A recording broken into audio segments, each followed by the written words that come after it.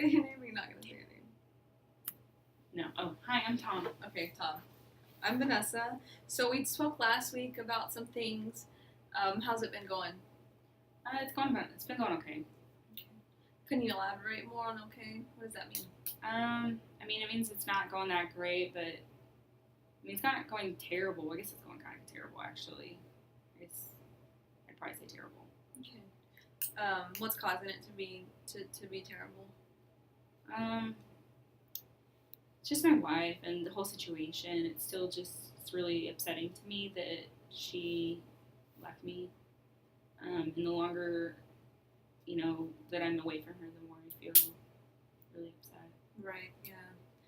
That's a pretty normal reaction to feel. It sounds like you feel abandoned maybe because she left you. Is that right? I feel like she just gave up on me. Mm-hmm. Yeah, that's a normal reaction to that. So how are you coping with that? I still get really angry. I find myself, punching things and yelling at my kids and yelling at her whenever she talks to me. So I just don't know how to even stop that because I just keep getting so angry. Okay. And last time we spoke about how your thoughts affect your actions, mm-hmm. and it affects how you kind of react to that. Mm-hmm. So do you see the timeline of what you just told me, how it sounds like you got angry, that was your feeling, mm-hmm. and then the thoughts might have been of what she said, so your thought was I'm angry, I feel abandoned, and then you acted out by yelling. Yeah, I definitely think that the anger is triggered by the things that she says.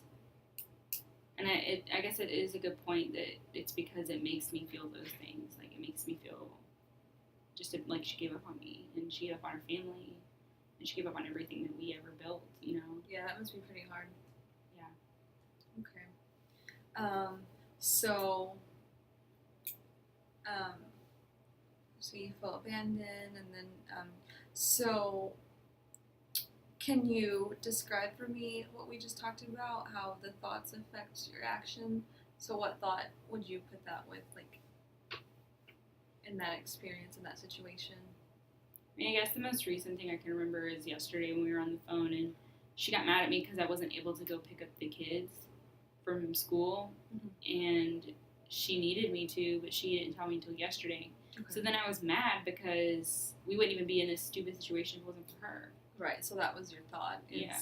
This is your fault kind of thing. Yeah. We wouldn't be in this mess if it wasn't for you. Right. And then the action, how did you react to that? I yelled at her, I cussed her out, and then just hung up the phone. Okay. And I just didn't even answer when she called back.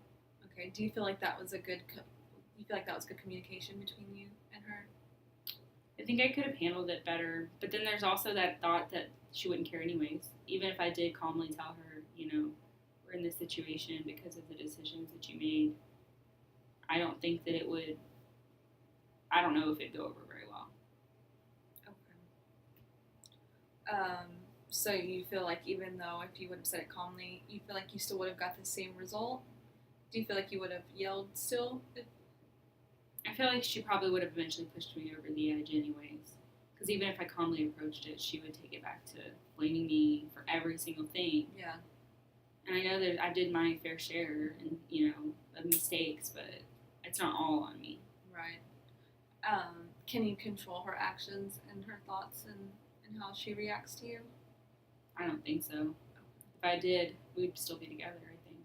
Right. I was able to. So you only have control over yourself and how you react to her. Yeah. Mm-hmm. Okay. And so, I just want you to think about that, how your thoughts affect your actions. And then just kind of thinking about your thoughts, changing them maybe into more positive thoughts when you have negative thoughts about the situation. Mm-hmm. It sounds like you might have to do some accepting of what happened and what took place. Mm-hmm. How do I do that? Well, and it's okay to feel what you're feeling because it's perfectly normal to feel sad and abandoned. Sometimes I feel like it's not. Mm-hmm. Okay. Well, I have a lot of patients come in here, and I would say it's pretty normal, a normal thing. Did you take any deep breaths? We talked about deep breathing last time. Yeah, and I think it worked a couple of times in a couple of interactions with her. I would take a few deep breaths, and I still got mad at her, but it wasn't as explosive. So I would say that was pretty successful. Okay.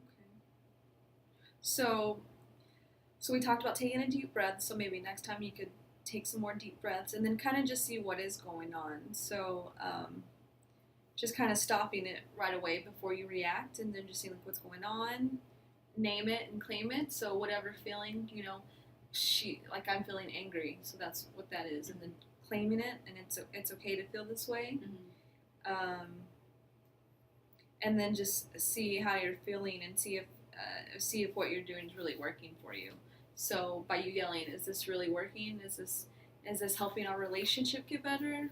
And you also said that you had kids together, correct? Yes.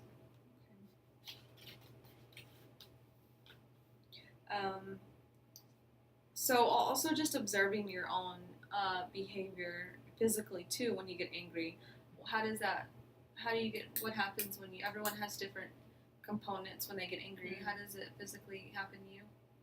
I just I get really flushed, and like this heat waves like over my body up to my face, and then after that I feel like I just can't even control anything. I just explode. I yell, and if there's something close to me, I might throw it, that kind of thing. I've never hit my kids or my wife, but when it comes to like things, I tend to like break things.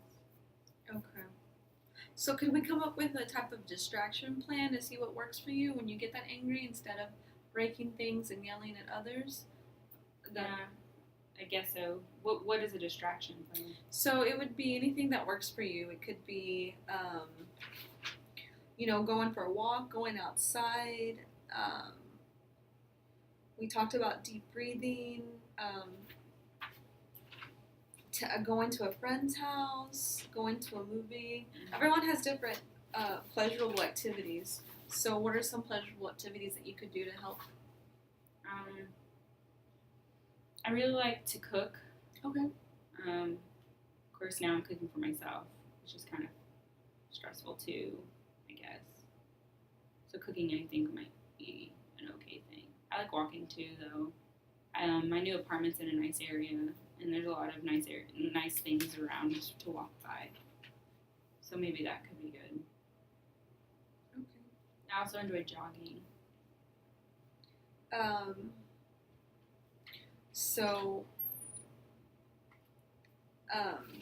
So it's good that you came up with some things to do. Will it be easy for you to remember those things that you told me about?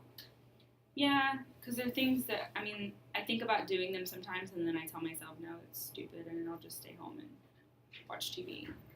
But maybe I can make myself do them more and see if it works.